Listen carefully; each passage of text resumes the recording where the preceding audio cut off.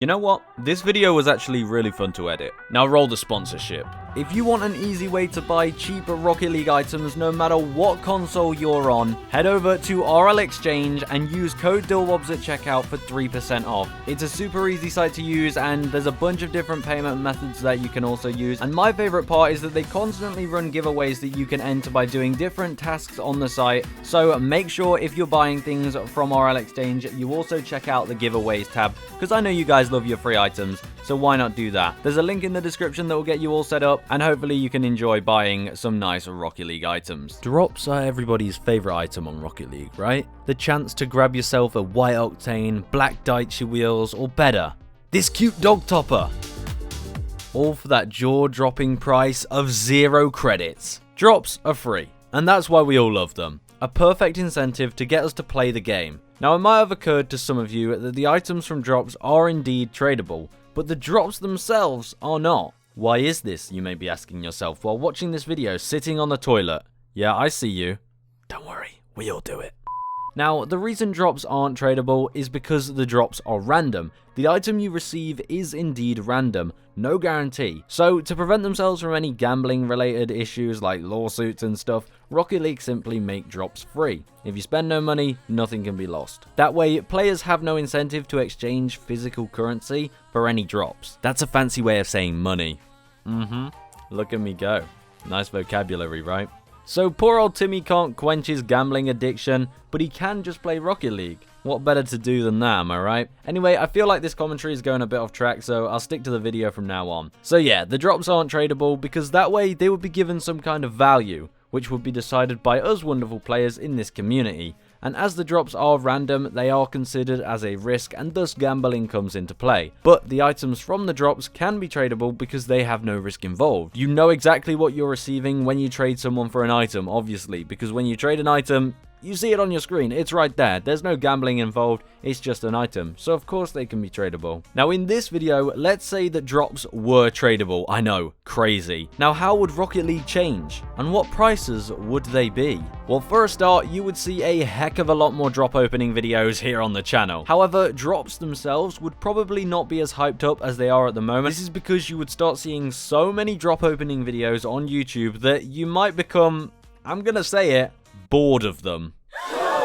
Possibly, actually. I don't know, because you guys love watching content creators spend everything they have on crates. So what about the prices of these drops? Well, let's think. Take a rare drop as our example here. The worst item you can get from a rare drop is, you guessed it, a rare item. So the most likely item you will receive from a rare drop is a rare item, which is worth 10 credits on average. However, the best item you could get will be an import. And in very, very, very rare cases, a painted octane, which can range up to 19,000 credits, if you get a white one of course. So where do we price the rare drop? Is it at 10 credits or 19,000 credits? Now that's quite the range if you ask me. Well, let's think for a minute.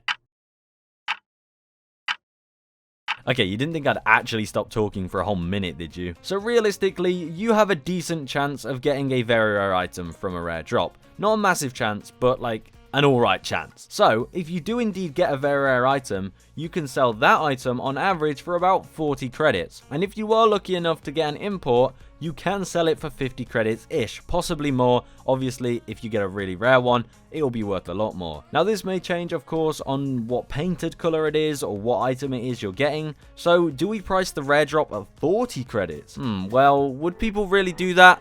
Of course they wouldn't. Golden eggs, golden lanterns, etc. all priced for 200 to 400 credits. Now, these do have less supply as each account can only get 5 golden crates per event. So for example, if it's the anniversary event, each account can get a maximum of 5 golden eggs. However, we can use this to realize that drops probably wouldn't go for 40 credits. Also, you have to think, people are all getting their own free drops. So if they want more, they're gonna have to pay. I think that the price of rare drops would settle to around 100 credits, because the chance of making profit is very, very low if you're paying 100 credits. However, that's how tradable crates and drops work. That's what makes them crates or drops. The low chance to get rewarded, that's what draws you lot into watching crate opening videos. Most of the time when we open crates, we don't make a profit. That is kind of how they work. But there's a very small chance you do make profit, and that's what drives them to be such a cool item. So if we set rare drops at costing 100 credits, very rare drops would cost like 250 credits. What, you may be asking? Well, think about it. Very rare drops can contain exotic items, and they sell for 150 to 200 credits. So 250 doesn't seem far off.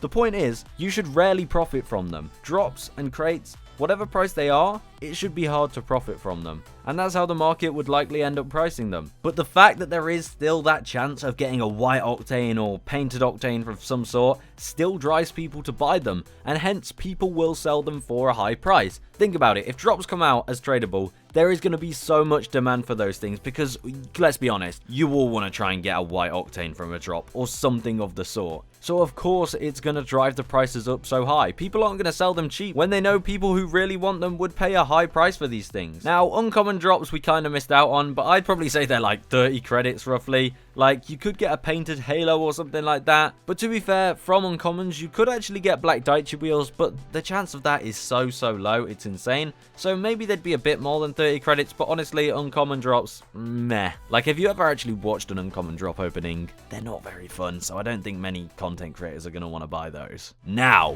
import drops. Where do we put you? How much are we saying for these? 1,000 credits? What do you guys think? Too much? I think 1,000 credits is reasonable for an import drop. Why? Well, you can only get one import drop per season.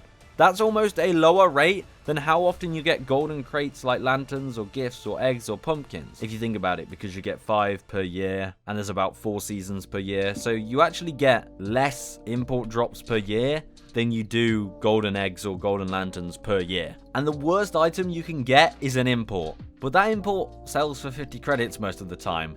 It's a huge gamble. Paying 1,000 credits for a drop that will most likely give you 50 credits, it's an insane gamble. But it is the only drop that gives you a black market, so people are gonna pay for it. And like I said, one of these things a year, if you're selling your import drop, you're selling your chance of getting a dueling dragon or a wild octane. So it comes at a price. I don't know, guys. It is hard to come to a decision, and we probably will never know how much drops would trade for, because the likelihood is, well, it's pretty much certainty, drops will never be tradable. Maybe some kind of crate might make its way back to Rocket League or some, I don't know. Probably not, which is unfortunate. But if you ever, want to go back and watch some old crate openings, I probably have some terrible commentary 3 years ago of some turbo crate openings that you could probably go and watch. You know what? At the end of this video, I will link you to a very old crate opening on my channel that was probably 3 years ago. And you new subscribers, you can go watch that and appreciate how far we've come, and appreciate that I'm not like I used to be. Those videos probably wouldn't be very entertaining. Anyway, 1,000 credits might be a little too much for import drops. Or maybe it's not enough. I truly do not know. So what I want you to do in the comments, and that's why I want to ask you guys in the comments, tell me how many credits you think each drop would cost. If you think I'm completely wrong and you want to rant about me and tell me how stupid I am and how completely incorrect my maths is, then do that in the comments, because every comment helps the algorithm. I mean, yeah, do that in the comments. I can take the criticism. So get typing and prove me wrong. Or right, I don't know. Just let me know your thoughts. Oh, and use code Dylbobz YT in the item shop. Goodbye!